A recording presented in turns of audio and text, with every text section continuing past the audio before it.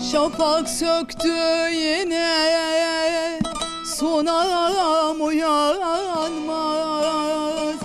Hasret çeken gönül derde dayanmaz.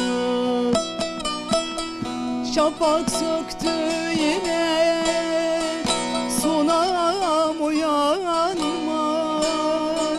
Hasret çeken gönül derde dayanmaz. Çağırırım sonam, sesim duyulmaz. Uyan sunam uyan, derin çektiğim gönül elinden, usandım gurbet elinden. Hiç kimse bilmez halimden.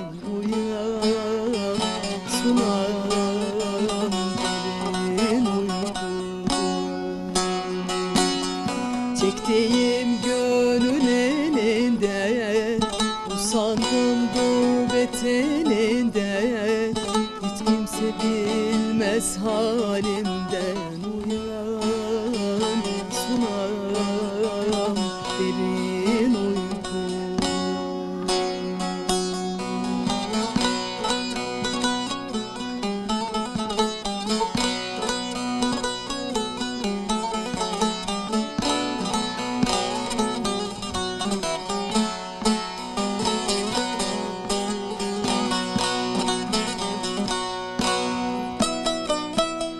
Bunca diyar gezdim gözlerin için.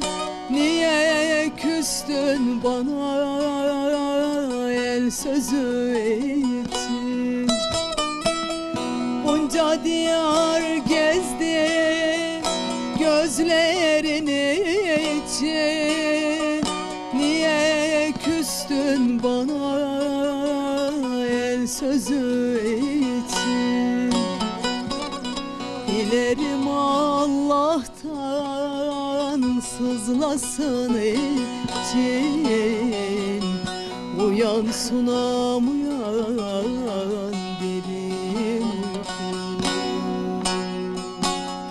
Çektiğim gönül elinden, usandım gurbet elinden. Hiç kimse bilmez halimden.